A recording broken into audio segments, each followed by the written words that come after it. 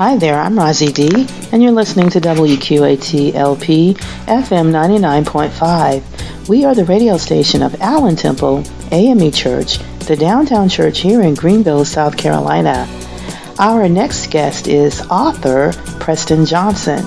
Preston Johnson is the author of a children's book titled The Story of Young King David.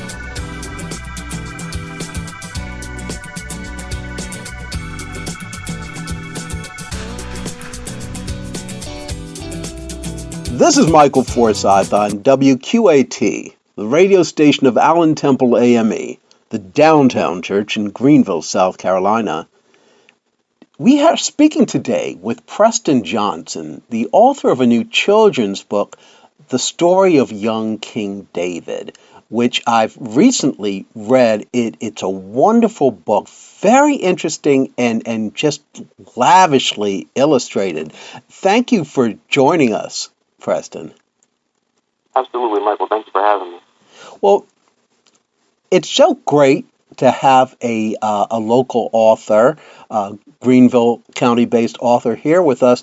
Can you tell us how you got involved in writing and how long you've been doing it? Yeah, absolutely. So I'll say I am new to writing and authoring books. But in terms of writing, I've done different creative writing pieces throughout my life. But really, just kind of was inspired to create this project. The brand itself is called Dear David Bible Stories, and my wife and I, we just got together, we sat down, and we really just wanted to take these stories from the black and white pages of the Bible. And put them to life, as we call it. There's just a ton of great content in there for kids, and I just think, there's not enough of that out there. Yes. Well, most of us learn the story of David and Goliath in Bible school. It's usually in the coloring books, one of the books we color. But of course, that's only one chapter in the life of David, whose story is more complex. For listeners who don't recall the Bible story clearly, can you talk about his relationship with King Saul and why you thought it was important for young readers to understand that part of David's life? Absolutely. And Michael, that's a great question. There's a lot of, and as you mentioned, as children, we hear about the David and Goliath story. But just that portion of the story itself, while it is great, I feel like there's a lot of context missing.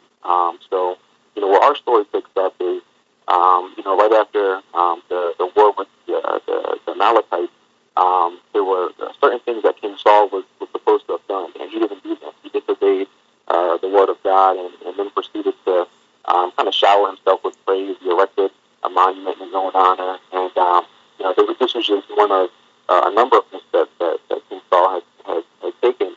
And so with time, and the prophet Samuel was told that it was time to anoint him the king.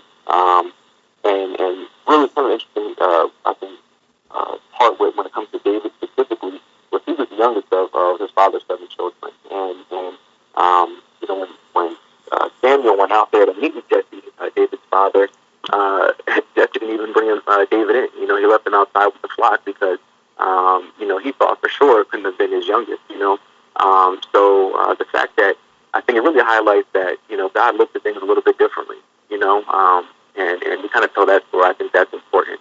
But to answer the second part of your question, the relationship between David and Saul, they actually had a pretty good relationship early on.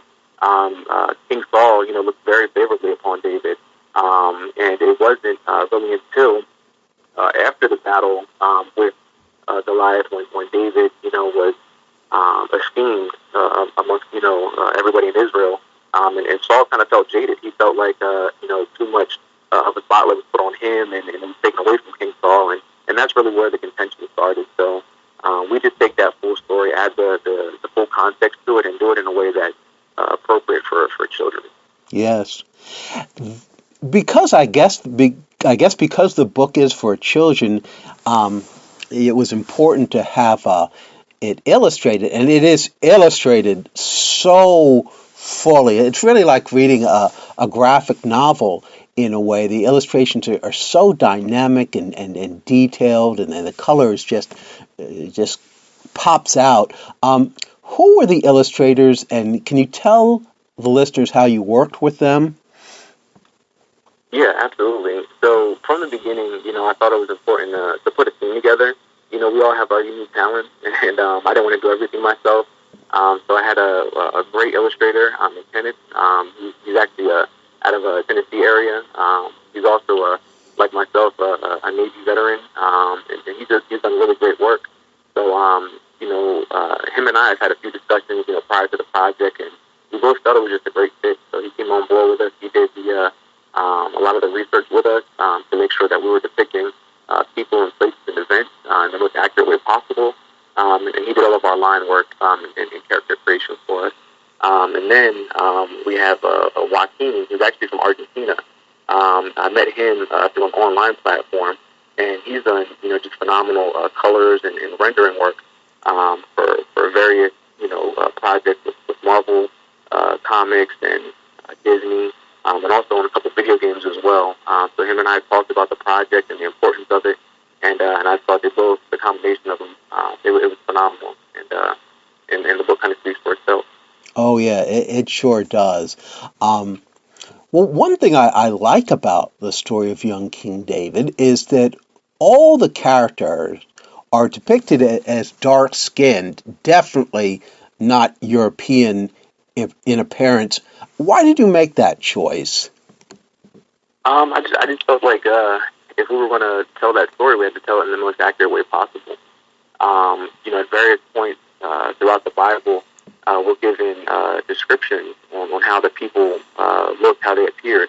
We also know based on geography and the placement of the Levant, Israel, on the right next to Africa, and actually a part of the African tectonic plate. I'll give you a perfect example actually. In Song of Solomon, chapter 1, verse 5, and I don't know the exact quote, but we can look it up. But the woman in this poem, she describes herself as being black and beautiful.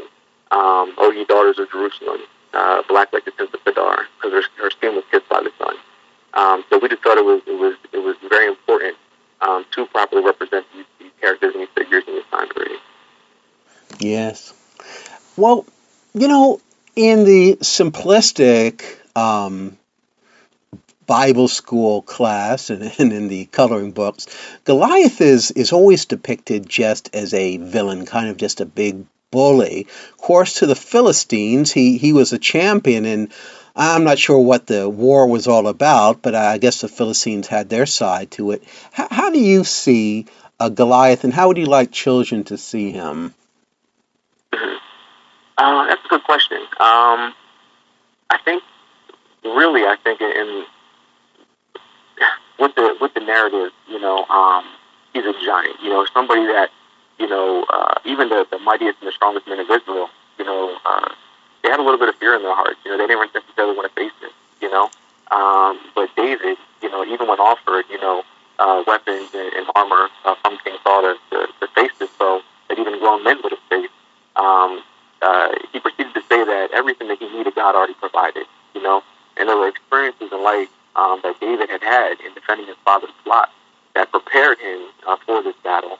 So I guess to answer that question, it's kind of abstract, if you will. I just want children to see this, there's no obstacle that they can't overcome, There's going to be things that happen, in life that God's going to prepare us for. And when we face our giants, it's something to have the faith and the courage to stand up and overcome that.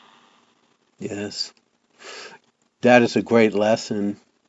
Well, in the story of David and versus Goliath, David is a pure hero. And as we know from the Bible, later on as a king, he stumbles morally from time to time. And kids don't normally hear about that second act. But I wonder, in your follow-up book, this one ends with "to be continued."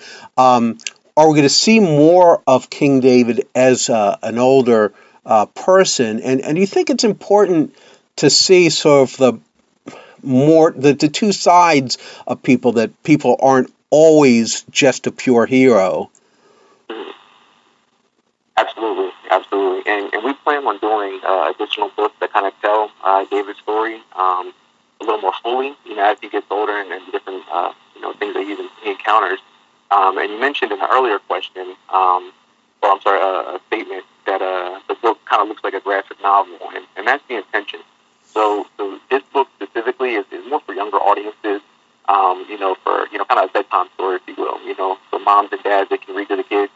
But the next installment, I want it to be for a little bit older audiences. It's not going to be extremely graphic or anything, not by any means, but just so we can tell that story and talk about some of the different nuance and complexities and things that David dealt with, whether it was his relationship with Saul or with his own children. I think there's a lot of depth to that story that needs to be explained. I'm looking forward to it. I understand that this book is the first in a series. Can you tell us about what you hope to achieve with the Key of David series and what your plans are for upcoming books? Yeah, absolutely. So the next one that we actually want to release is going to be about Hadassah, which is the Hebrew name for Queen Esther, and just kind of telling her story. She has a great story. David kind of highlights, the story of an up-and-coming king in Israel, and we want our young sisters, to have, positive influences and stories for them as well, And, I kind of joked, I said, they got Disney princesses, so why not have, biblical queens? So that's going to be the next one that we release. But one of the other projects I was also considering and we're working on is actually telling the story of Judah Maccabee. It actually comes from the Apocryphal text, but also a really good story, a powerful story that again talks about perseverance. Well, I think it's just wonderful work that we're doing, that you're doing, and we're definitely going to share some images of the book and the cover on our Facebook page, and then let the word get out. Well, thank you so much, Preston, for joining us and telling us about your work. Absolutely. No, Michael, I appreciate you having me on. It's your pleasure, and hope this isn't the last time. Oh, most definitely. Yeah, you'll have to come back on when your next one comes out. You've been listening to our discussion with Preston Johnson, the author of the new children's book, The Story of Young King David. I'm Michael Forsyth on WQAT, the radio station of Allen Temple A.M.E., the downtown church in Greenville, South Carolina.